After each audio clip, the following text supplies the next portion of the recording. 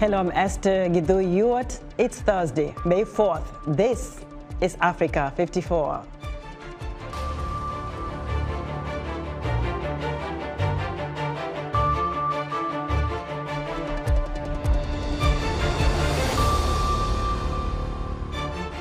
Heavy fighting in Sudan rocks the country's capital city as the international community urges the warring sides to start peace talks. Expressing freedom of the press concerns, U.S. Secretary of State Antony Blinken draws attention to Russia's detainment of a Wall Street Journal reporter. And VOA'S Jackson Mvunganyi has the latest hope action from the Basketball Africa League. All that and much more coming up on today's Africa 54.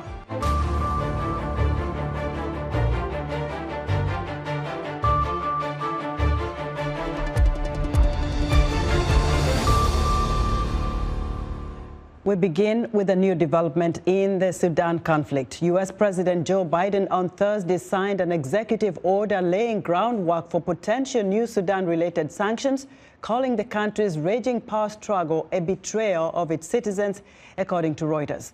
Meanwhile, heavy fighting raged in and around central Khartoum. The battles continue despite a week-long ceasefire agreed to by both sides in the conflict. And one day after United Nations Chief Antonio Guterres acknowledged the international community had failed Sudan. Sudan's army and the paramilitary Rapid Defense Forces each appeared to be trying to push the other out of central Khartoum and control areas around the presidential palace and army headquarters. Witnesses in Khartoum reported loud explosions and heavy exchanges of fire on the streets around dawn. The fighting has killed at least 700 people, most of them in Khartoum and Darfur, according to figures from the Armed Conflict Location and an Event Data Project.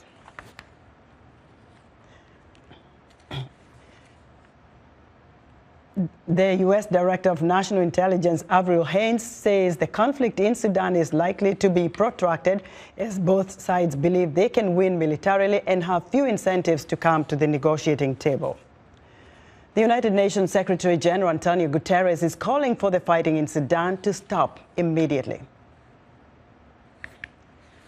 The international community comes together and tells clearly the two generals, but also all those that eventually are taking profit of this, that the present situation is totally unacceptable, that a ceasefire, a lasting ceasefire needs to take place, that a political dialogue needs to be established, and that the transition for a civilian government needs to be guaranteed. Unfortunately, we are not yet there. The UN says the conflict has created a humanitarian crisis with some 100,000 people forced to flee with little food or water to neighboring countries. Hundreds of Nigerian students who fled the fighting in Sudan returned to the West African nation late Wednesday. Several countries have been evacuating citizens in recent days. The students arrived in Nigeria's capital, Abuja, after days of delays that left many of them stranded in the desert and at the Egyptian border. More than 370 Nigerians in total landed at midnight aboard military and local planes. I was really very happy. For the past 6 days, she has been on the border, sleeping on the streets. She once told me, Daddy, my money has finished. Even the driver that took us to the border has left us. We are sleeping on the streets. So I was like crying, not knowing the condition my daughter was. And seeing her, it's like I'm at the top of the world. It was scary because the day that this thing started, we were all scared. But we were just running for our life. We don't even know what to do. We were just running. And we even thought we were going to die because the sound, the bullet, the bomb is so scary. Hundreds of Nigerian students who fled the fighting in Sudan returned to the West African nation late Wednesday. Several countries have been evacuating citizens also in recent days. The students arrived in Abuja. And more than 2,000 others remain either in Egypt or Sudan and are likely to be evacuated in the coming days, according to the country's Minister for Humanitarian Affairs. The 2023 World Press Freedom Theme highlights a basic truth that all our freedoms depends on media freedom. In Kenya, journalists face many challenges. Saida Swale has more from Nairobi. I heard in Swahili word huyu amekufa, and he has died, so they just passed. So I noticed they had a uniform, so I noticed that those are police. Isinta scrolls through his phone looking at the images of a demonstration when Eric Isinta, a videographer working with the Nation Media Group in Kenya, left the office on March 31st on assignment to cover the demonstrations organized by the opposition leader Raila Odinga. He did not know what would lie ahead. What began as a peaceful demonstration challenging the high cost of living suddenly turned chaotic. The tear gas actually was thrown on us. We were coughing that moment. So I was telling my fellow camera person, please, let's just go down. It has never been this way since we have covered the Mandamano. Journalists had mounted their equipment on top of a moving vehicle to get the perfect shot. And despite raising their hands in a surrender mode, police officers fired tear gas towards them. The moment I just turned this side to pick my camera because it was hanging, it's when I was hit by this tear gas. That's one. Then I didn't know what happened from there. I just found myself on the tarmac. The first thing I saw when I gained my conscience is my 4 months child. Anyway, let me say the child, and my wife. Isinta was lucky to get help from fellow journalists and some of the protesters. The Media Council of Kenya, a body mandated to safeguard the interests and rights of journalists, also took up the matter. We recorded 25 cases of assaults on journalists across the country. It's our opinion that they were deliberate. They were targeted by police, and in other cases they were targeted by thugs affiliated with either parts. The recent starvation deaths allegedly at the hands of a cult leader is a challenge for the Kenyan media. The victims were discovered in a mass grave near the Kenyan coast. A few days after the exhumation began, the government barred the media from accessing the area, creating a media blackout as even the digging of bodies continued. Whenever you shut down media that we can see, you open the floodgates of rumors, and then rumors will kill a country. Despite the occasional political interference and harassment, Kenyan media has matured. In the level of diversity, plurality, democracy and all that, our media has they have their space and they have done their bit. Media experts say that the disruption brought about by the digital space has been a test to the media business model. There's been an upsurge of, digital platforms and very many voices who see themselves, quote unquote, as journalists. And the downside of that is that there's been quite a lot of misinformation. For Isinta, the scars are a reminder of how grateful he is to be alive. And you see, this is the eye that I usually use for my, every camera person, this is what I use for my daily activities. So when it is hit, you see, my only gratitude that I'm alive, and I can see my family. That's the only point. That's the only important thing now for my life.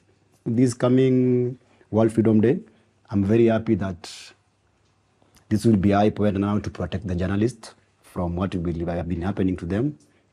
Let the organization that are supposed to protect the media come forward. Isinta loves his job, but he wants to have media protection while he is pursuing stories. For VOA, I am Saida Swale in Nairobi, Kenya. As the world marks the 30th year of press freedom, journalists across Africa are facing numerous challenges ranging from government threats, lack of training and insecurity in their line of duty. Angela Quintal, the Committee to Protect Journalists Africa Program Coordinator, talked to me about countries that stifle press freedom and other challenges that journalists are dealing with. It doesn't look good.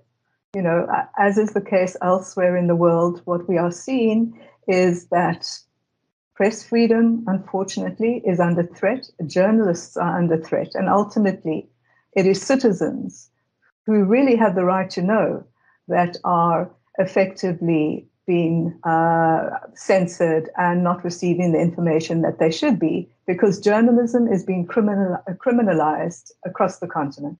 Now, as CPJ Africa Program Director, what concerns you most about journalists on the continent? Several things. First and foremost, I guess, just as I said to you, the fact that journalists are finding that increasingly the work that they do is being criminalized, and so they are being detained. For example, I mean, just, on the eve of World Press Freedom Day. Now, in what ways does CPJ protect and empower journalists on the continent? In a variety of ways. I think first and foremost, just the mere fact that journalists have the support of an international organization that can actually be their voice when necessary. Often you will see that journalists are not in a position to speak freely in their own countries, and they will turn to us. The other thing that we need to do, and which we do, is just to ensure that journalists can get the support from a variety of things, just in terms of their legal fees when they need to go into exile. But I think first and foremost, the mere fact that we are there, and putting their voices out there. What do you think the future holds for journalists in Africa? Look, I'm not going to say that everything is doom and gloom, right? And I mean, one has to have hope, and we do hope that, journalists will not be under threat, not only by their own governments, but by, non-state actors. I mean, the fact that economically journalists are under pressure is obviously of a concern. But let me end on a positive note, I guess. I think what we are seeing is some fantastic work coming out of the continent. We are seeing people doing some great things. Journalism that is collaborative, data journalism, big projects where they are putting their governments under the spotlight and are surviving. So, in terms of innovation, the innovation is there in our continent. And so I want to be hopeful that journalism will continue to do what it must do. I say to journalists, don't give up. The work that you do is really important. You have the support. Sometimes you may feel that you're on your own. And let me just close off by saying, I was once told that by a minister who will remain nameless. He said to me, "You have made a nobody into a somebody." That was his words. Because what we were able to do, it's the local journalists at the coalface who are really under threat. And they need the support of international organizations, not only international, even regional solidarity, to ensure that they know that they have the protection, that when it is in terms of reprisal, that they will have support from elsewhere, and they will be able to continue to do their work. So it is up to us to ensure that we are able to focus, and we do, the world's attention on journalists in Africa. That was Angela Quintal, the Committee to Protect Journalists Africa Program Coordinator. For more on the challenges journalists are facing in Africa, I'm joined by Ding Magot, a South Sudanese journalist who fled the country after being jailed and threatened. Ding, welcome to Africa 54. Thank you very much. Tell our viewers what your work in South Sudan entailed. Okay, I'm a journalist for Voice of America, South Sudan in Focus. I'm a radio broadcast journalist. I'm also a multimedia journalist. I write online and I take photographs as well. I'm also a grantee of InfoNile. I did a photo exhibition last year in Egypt, and this year we also had a photo exhibition in UN for World Water Day. I understand you are here because you had to flee the country and you were jailed. Tell us, why were you jailed and how did you manage to get out of South Sudan to the US? Okay, so it was on a Sunday last year. There's some students who reached out to me because they wanted their story to be heard. They are students from the University of Juba.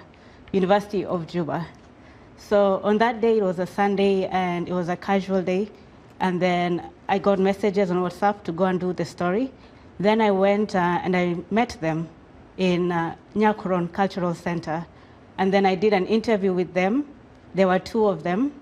We did the interview and they said they went to protest because of the cost of prices in the country. So after I finished interviewing them, they told me like the challenges that they face with the economic crisis in the country, how it's affecting them, how it's affecting their daily lives, their transportation. They couldn't take care of the family. They also spoke about how the government officials, some of them who are civil society members, are not paid, teachers, soldiers. So these were some of the issues that they were raising. They also talked about one of the students who went to protest was shot on the leg. And then they also spoke about some of the students who were arrested. And they mentioned to me that the protest was a peaceful protest. So after I finished interviewing them, it was very straightforward. I had recorded it, and I was about to continue my day. It was a Sunday. Unfortunately, on that day, I didn't carry my ID.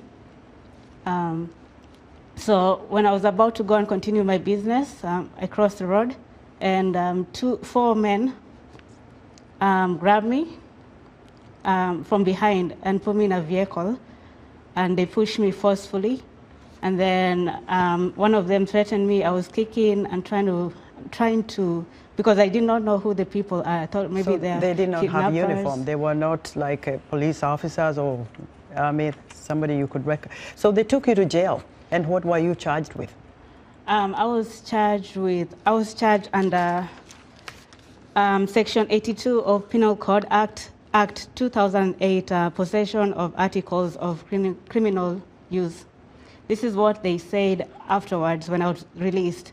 But I was taken to 3 places. First to Buluk, which is the interrogation place, where I found 2 of the people that I was interviewing on the floor, and they were being interrogated. Then I was taken to Malikia police station, and the 3rd place was the women's prison. How did you finally get out? I got out by the help of UJOS, Human Rights Watch, CPJ, Media Authority, Voice of America, American Embassy. They wrote a press release for me to be released. And also all my colleagues, they really did a tremendous job. They kept on pushing it online, and it became viral. Broadcast that story right here at the Voice of America. You've been doing a wonderful job, Ding. It's sad to hear that happen to you. But what's your message to fellow journalists in South Sudan right now? My message is to continue doing the good work, because I know how challenging it is to go out there and get the stories. Please keep continuing no matter how challenging it is. And also we should continue to push officials to understand the role of journalists. If we can continue to continue creating awareness and showing the importance of journalism, especially next year when we're going to have elections, we will see how important journalism is, because people need to know what is happening in the country. Even right now with Sudan, we need updates. So journalists are very important. So for my fellow journalists, thank you so much. You're a strong girl. Do what you do. You're doing a good job. Thank you. You're very welcome. Ding Magot is a South Sudanese journalist. U.S. Secretary of State Antony Blinken is drawing attention to detained Wall Street Journal reporter Evan Gershkovich. VOA senior diplomatic correspondent Cindy Sain reports from Washington.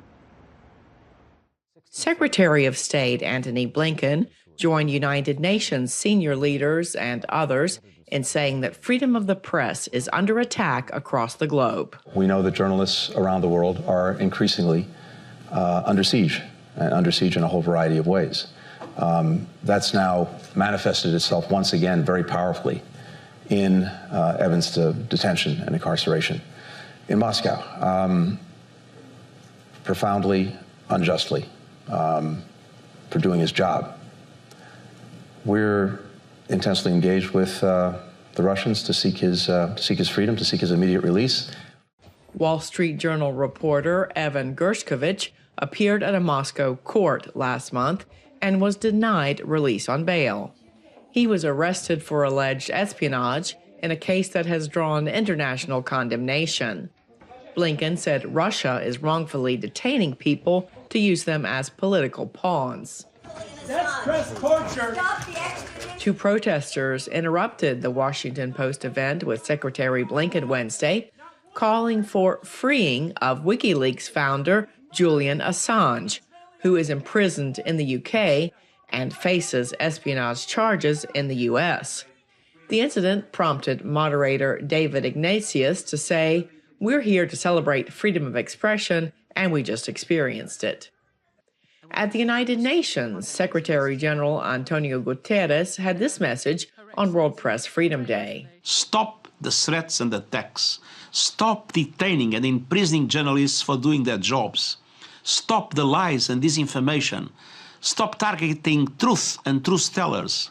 Press freedom watchdog Reporters Without Borders released its 2023 World Press Freedom Index Wednesday, which analyzes the work environment for journalists in 180 countries and territories. The report for 2023 says the situation is very serious in 31 countries, difficult in 42, problematic in 55, and good or satisfactory in 52 countries. Norway was the country with the most press freedom, taking the #1 spot in the index. The United States was 45th, while Russia dropped to 164th, China ranked second to lowest at 179, and at the very bottom of the list was North Korea. Cindy Sain, VOA News. We'd like to hear what you think about Africa 54 and all our VOA Africa programs on our website at voaafrica.com. Still to come, VOA'S Jackson Mvunganyi has the latest Basketball Africa League highlights. Stay with us.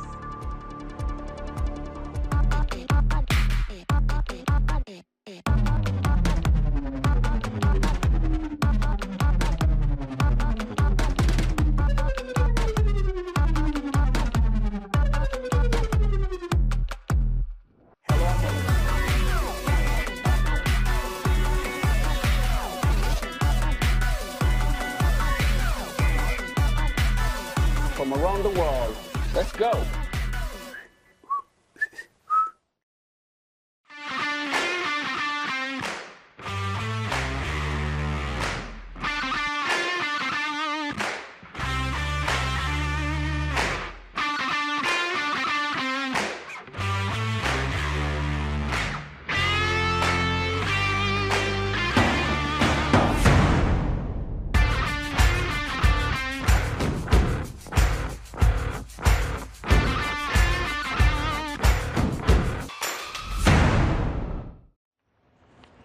In other news, the United Nations World Food Programme says it is pausing food distribution in Ethiopia's Tigray region in response to reports that significant amounts of aid is being diverted and sold.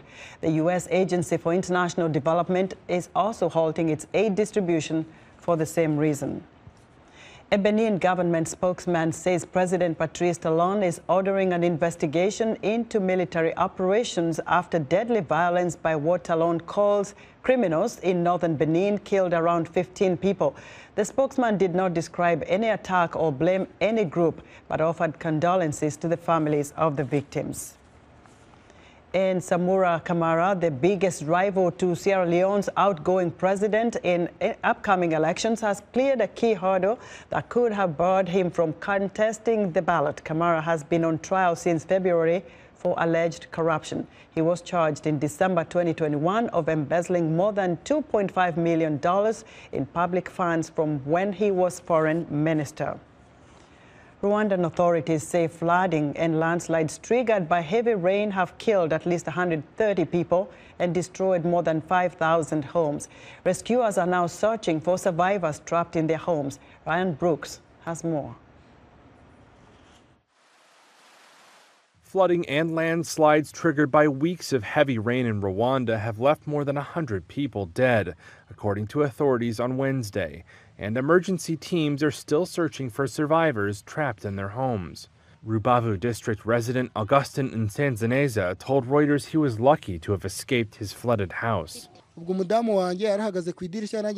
My wife was standing near the window when the flood water came through. She fell down, and as I tried to carry my child out of the house, I was pushed down, but luckily I got out, and I am safe, although some trees underneath did injure my legs. Another survivor, Claire Uwineza, was in disbelief seeing what little was left of her home and possessions. As you can see, I'm left with nothing. No bed and no household. I came here for a job. I'm safe, but all my belongings are gone. The governor of Rwanda's western province said the Sebeya River had burst its banks, adding that the soil was soaked with rainwater from days before. President Paul Kagame said in a statement his government was helping those affected, including with temporary relocations. Rand Brooks of Reuters filed that report. The action is heating up in the Basketball Africa League as the battle for playoff spots continues in Cairo. VOA'S Jackson Mvunganyi has the latest highlights. Slack was slightly ahead of Petro early on, but not for long, as Majok blocks a shot and Hollis gets the ball to Diabate, who passes to Marias for a successful three.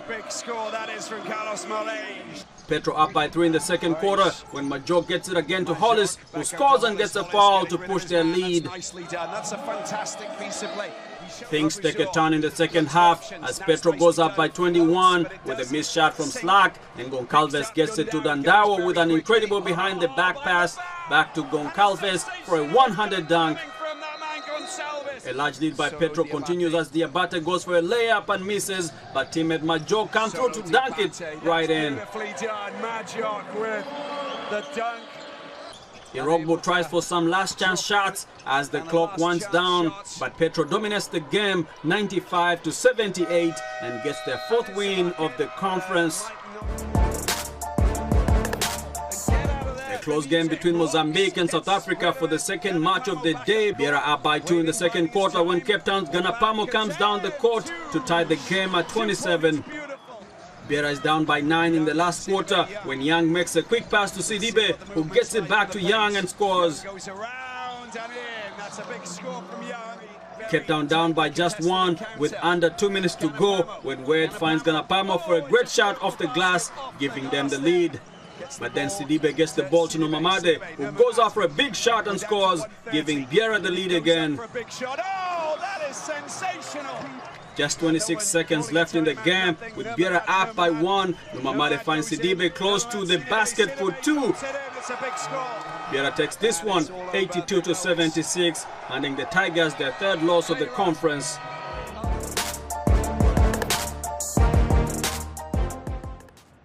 And thank you, Jackson, for that. And that's our show for today. Be sure to watch Africa 54 on our website at voaafrica.com. From all of us in Washington, thanks for watching.